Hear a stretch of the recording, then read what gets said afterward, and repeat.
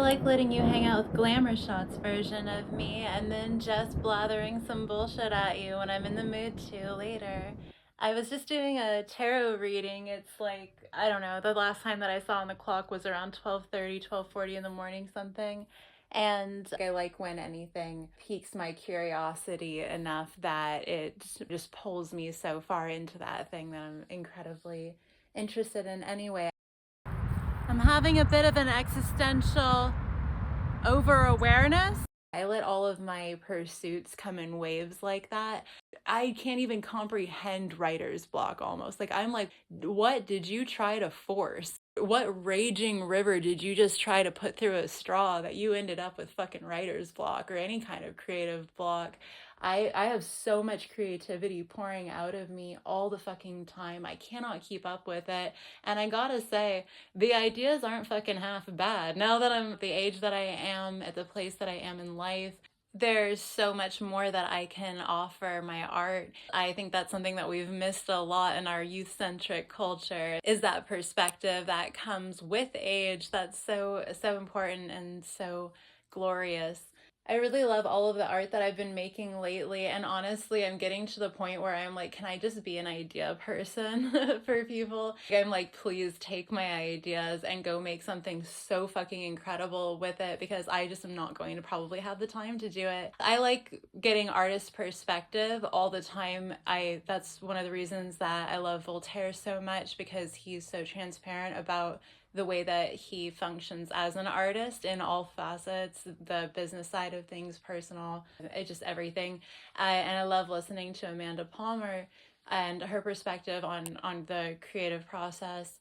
And I know she has said that, like, after having a kid, like, that question of, how do you catch all of your ideas? How do you try to basically work on your art when you have a newborn or a toddler, that sort of thing? And she was just basically like, some of them get lost, some of them are just gone, and that's basically just is what it is because you've made this creation of life, which is obviously a very phenomenal thing to do. And um, so that's really interesting to me, and it's also just like heartbreaking because this is one of my favorite artists saying some of my ideas get lost, and I'm like, fuck no, they're all so fucking good. Most of them anyway are so good. The idea that any of them are getting lost is a tragedy, and I hate the idea of not being able to make so many of the things that I'm dying to make. But this is fun for me to sit down and make this sort of thing with you in between just everything else that I'm so excited about right now. I hope you have tons that you're really excited about going to the spring season. And to bring it back around, spring is the wands, the rods in tarot. It's that blossoming, creative, and passionate, fiery energy. I hope that you keep that in mind as we go into Aries season in a minute and start the zodiac. I know that I'm not supposed to think dirty thoughts when I see this piece of artwork. Oh, a little tough though. And hey, what's up with that song by Samantha Mumba? I gotta tell you, this song sounds like it's in some kind of climax to an old school Disney movie like Model Behavior, and I can't figure out where it's from. I've looked it up online, and curiously enough, other people have the exact same sensation. So if you would like to be in on the mystery, you can listen to the song I Gotta Tell You by Samantha Mumba and let me know if you think that's from a movie. I'll emphasize in a quick side note here that we must always raise our vibration. It feels simply terrible and should to be stagnant or to go backwards. And one of my greatest fears, by the way, when I entered my second long term relationship was the fact that I could tell that I was just at such a different place for intimate interactions, just in the whole relationship world. Like I was so far beyond this person, and I was terrified that like I was going to spend the entire relationship teaching them how to be a partner, how to behave cordially in your heights and depths of emotions that come with that sort of thing. I didn't want to do that. I had worked so hard to get the wisdom that I had, and I didn't want to, yeah, go backwards. And so anyway, you'll be able to tell, and some things we just need to play out for ourselves, of course. That's why I'm just musing right now, like, for why? What a funny little thing we all do here on the planet. Good job, whatever you're doing. You're here, so thanks for playing along with us, and I hope it's going well for you. But yeah, it's a nice thought that if you know you can't really be around somebody anymore because it's really just not for the highest good. It doesn't feel for you, or if you have unfinished business, but they won't just goddamn finish it, and you're just like, you know what, I gotta keep moving. Like the days of wasting. I gotta go. It's a nice thought to think like maybe we could just hang out in hell together. Maybe we could just play the same level again and again and again together so that way we don't have to part, but you got to keep moving. Oh my god, that indie film. This movie called The Future. It's like an indie film. There's this cat named Paw Paw in it, and it's just, anyway, there's a scene where this couple they're reaching a point. I don't want to give anything away, but anyway, things just stand still, and they're on the beach, and there's the moonlight, and the person's like, I don't want to. Yeah, we can't move forward because if we move forward, this will happen, and so like we have to stay right here. I don't know. I'm kind of like obsessed with that scene. Like I think of it fairly often. Those movie scenes that you just think of like once in 6 months, a year, whatever, or those movies that you always have to come back to, like Clockwork and stuff.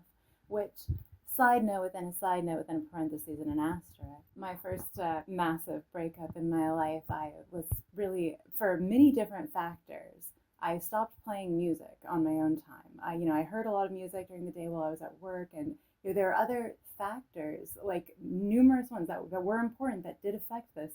But it so happened that I did not listen to music on my own time. Would sit in the car in fucking silence, all of it, for like the longest time, or I would just play things on my phone. It's actually when I really got into listening to YouTubers and stuff like that, like actually finding something beyond music on YouTube, which was what I used it for until only a handful of years ago. So yeah, my first breakup, I like just stopped listening to music, and it's like my second massive breakup in my life. I stopped watching movies and really television shows, any of it. Like I don't feel like I have time for it. I don't really want to have time for it. Like I guess that's the thing, right? It's like if I don't have time for something, it's because I've already populated my day with everything that I want to do. So like I love listening to YouTube all the time. I always had a constant companion. But while I'm in this huge music kick right now, I mean, I am just taking it all in. But the movies and television side of things, I have not watched any produced TV, movie shows, nothing besides clips for the past over a year now. I haven't seen a full movie in over a year, I don't think. Yeah, no, I've been in the room while a movie was playing, but I didn't watch it. Like I wasn't paying attention to it at all. Like just stuff like that. And that was only like one time. Oh no, you know what?